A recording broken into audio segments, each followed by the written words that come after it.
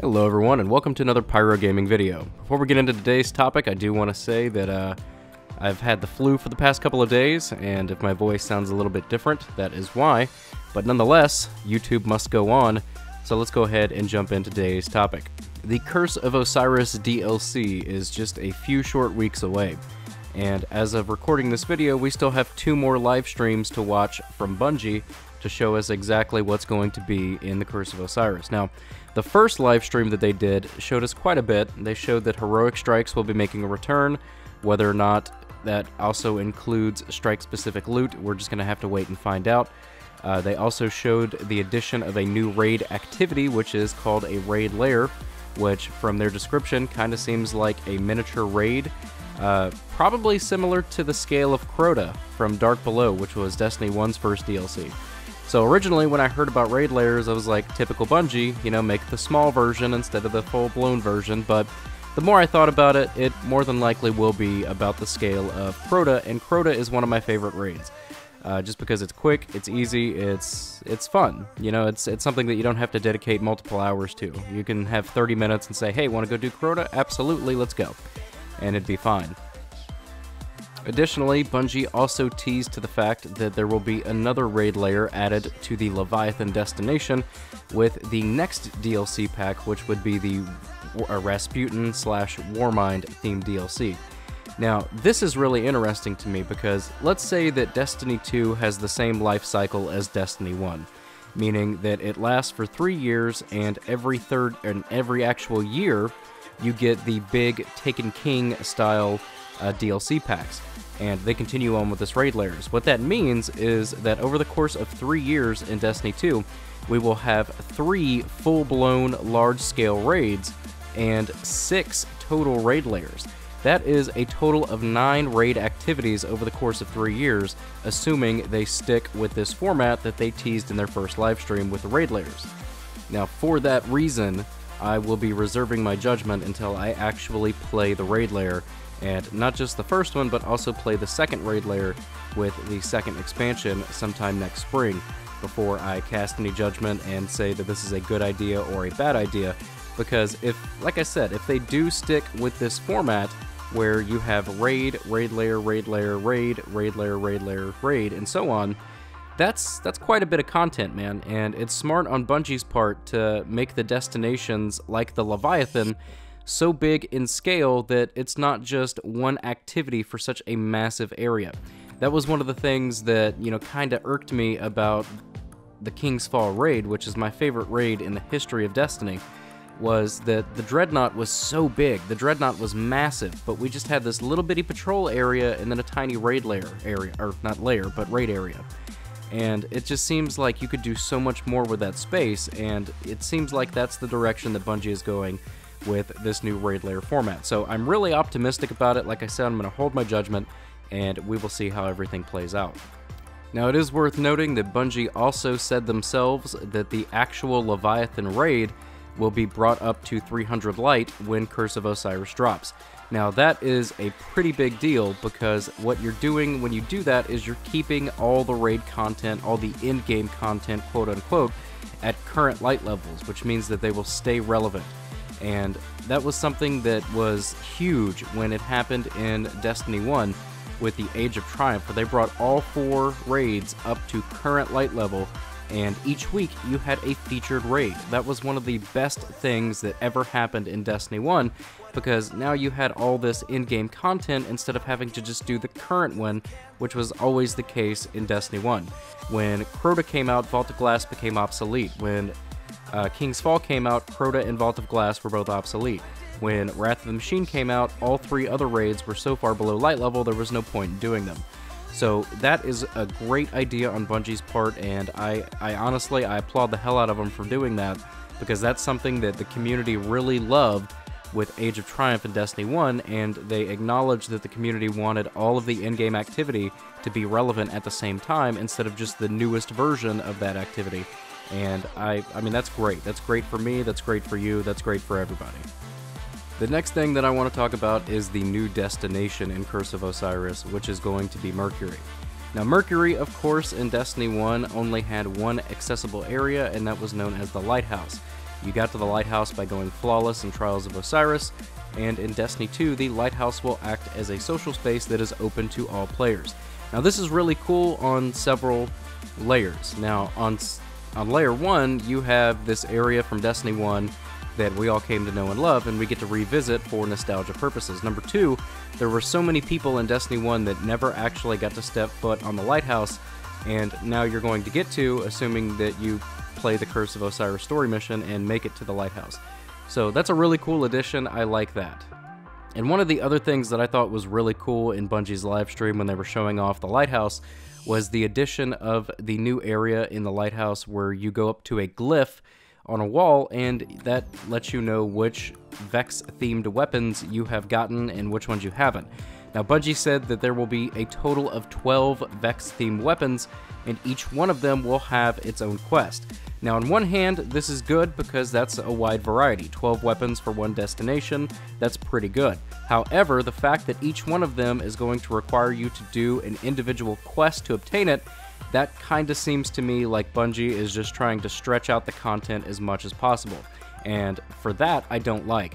Now, another interesting fact about this new glyph wall where you go and start your quest or check the progress of your quest, they weren't really in depth about it, but you have to go and do these quests, obtain different materials and pieces, and then take those pieces to a forge to create your new weapon. Now, this is really interesting because it raises a lot of questions. Number one, are these going to be all the same? Meaning, if I go do these quests, I collect my pieces, and I create my hand cannon, is it going to be the exact same hand cannon that you created, or is there going to be a certain level of customization when it comes to the appearance of that weapon or the perks that that weapon has? That is a major, major question that is going to determine whether or not these 12 weapons are all going to be viable options in this game. Because let's be honest, if there's a scout rifle that has Take a Knee as its main perk, nobody's going to give a shit about it, so there's no point in doing that quest unless you're just a collector and a completionist. But if you can do that same quest and get that scout rifle with explosive rounds, or Firefly, or Outlaw, or Triple Tap, then you have incentive to go out and do it. Now, this, like I said, is going to be really interesting to see how exactly it plays out, and hopefully when Bungie does their weapons stream, they will address this question, and we will get some answers. Now, I want to touch on a few other quick topics that aren't really related to the previous topics that I talked about, and these are things that Bungie themselves have mentioned or hinted at, but so far we haven't gotten a definitive answer as to whether or not they will be included in the Curse of Osiris DLC. So starting that off, we have Lost Sectors. Now, a couple of weeks ago, Bungie had mentioned that they were looking at new ways to utilize Lost Sectors and make them more rewarding and replayable. Now, if you took part in the most recent faction rally, you knew that you can go into a Lost Sector, open a chest, and you would get 3 faction tokens for the faction that you pledged allegiance to. And of course, you know, being the community that Destiny's community is, we found a way to cheese that and just open the same chest over and over and over and get hundreds of tokens within a few minutes. Or a few hours. So I can almost guarantee you that the next faction rally, if they do stick with the Lost Sector token theme, there's going to be some changes to prevent what we did last time from happening again. Now, that being said, how can you make Lost Sectors more rewarding every single time, even though there's not a faction rally going on? If it's just going to be a faction rally thing, then that is going to be kind of lame. Now, one of the things that they did mention about Lost Sectors on Mercury, they said that Lost Sectors on Mercury will exist, they will be there, but they will not show on your map until you have completed the story. So what that means is if you want to genuinely go out and hunt for Lost Sectors, find them in the wild without looking at your map and knowing exactly where they are, in other words, have them truly be a lost sector that you discover, then you're going to be able to do that so long as you do it before you complete the campaign. Now, that is an interesting concept, and I would like to see how that plays out exactly. More specifically, I would like to see how the rewards in those Lost Sectors play out. Since this is a new destination, these Lost Sectors are brand new, we've never seen them before, you have to assume that there's going to be a few curveballs in these Lost Sectors that we did not have in the actual base game. And on the subject of new destination activities, we know that we're getting some new story missions. We don't know exactly how many yet. I would guess somewhere between the neighborhood of 5 to 10, just based on Bungie's previous history when it comes to DLC packs.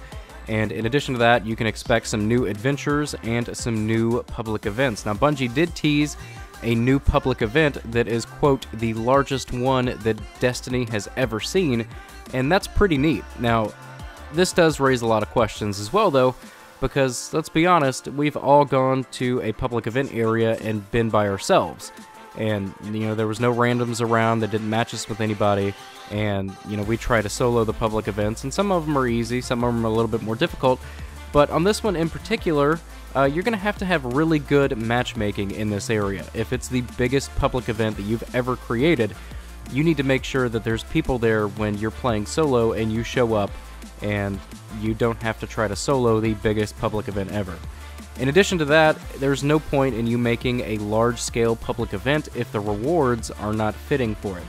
So maybe for this public event, you increase the exotic rate, or the exotic engram drop chance. Maybe for this public event, you guarantee a legendary, you guarantee something to make it worth your while. And who knows? Knowing Bungie, this could be a public event that is going to be attached to a quest to obtain the 12 destination weapons. Maybe this is how we farm those pieces, and you're going to have to go do this public event 30 times to complete all those quests. I would not blow that past Bungie whatsoever, so we will just have to wait and see.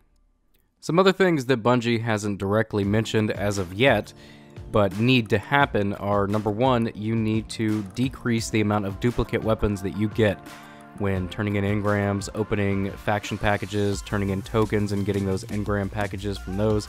I cannot tell you how many times I open the packages for a specific destination and get the same submachine gun over and over and over.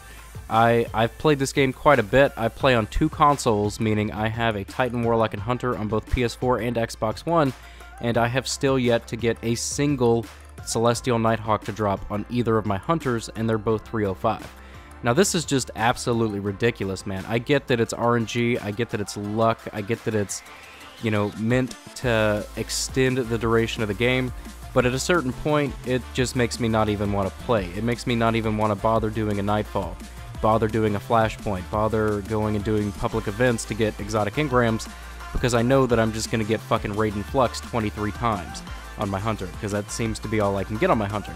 So this is an issue that most definitely needs to be addressed. Some other issues that really need to be addressed are number 2, Xur. Xur has just been a complete letdown since Destiny 2 came out. In Destiny 1, Xur sold quite a few things. He sold some Sparrow modifications, he sold his exotics. Towards the later stages of Destiny 1, he also brought specific ornaments and bundles that you could buy, and of course, ammo sense. Now, I don't know why in Destiny 2 we are not allowed to have ammo sense.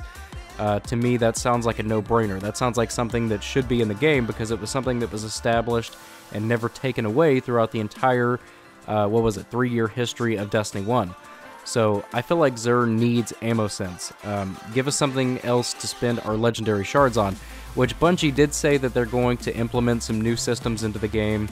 They didn't say when, they didn't say if it was going to be with Curse of Osiris, but I have to assume it will be, where legendary shards are going to be more meaningful and you're going to have more places to spend them. So allowing Xur to sell ammo sense again, or even weapon ornaments for legendary shards, would be a great addition to make that possible. Another thing that I would love to see is the ability to buy specific legendary mods from the Gunsmith, as opposed to it being just chance, because going back to what I was saying about duplicate weapons, the Gunsmith is the exact same. I've wasted, I can't even tell you how much Glimmer trying to get a specific mod and it just not dropping. When you look at weapon mods, it's Solar, Void, Arc, and weapon attack damage. It should be a 25% chance of you getting the mod that you're looking for, but I have turned in 20 plus random mods and not gotten a single weapon attack mod. I mean, it's just absolutely ridiculous, man. So that falls into the category of what I was talking about previously, where you have to cut back on duplicates, but at the same time, if you made it so that the Gunsmith would bring each and every week, after each reset, a specific set of actual mods, then that would give us a reason to sign in each week to go check his inventory. As of right now, there's no reason to visit the Gunsmith unless you want to go turn in some stuff. So that would be a great addition to the game to make the Gunsmith more useful and actually mean something to the community. Now guys, I'm going to go ahead and wrap this video up. There are quite a few more topics about Destiny 2 and what I feel like Curse of Osiris needs to bring to make Destiny 2 better, but if I were to say literally everything that was on my mind, this would seriously be like a 2-hour video. I mean, it would just go on forever and ever, and I don't want to do that to you guys. So maybe after the next couple of Bungie live streams, I will make some addendums to this video, and we will go from there. So as always, guys, drop a comment in the box below and let me know how you feel about these changes, and also let me know what you think Curse of Osiris needs to bring to save this game. That's going to bring this video to an end, guys. If you enjoyed it, click like. If you're new to the channel, click subscribe. And if you're already subscribed, I fucking love you. Thank you for watching, and take care, guys.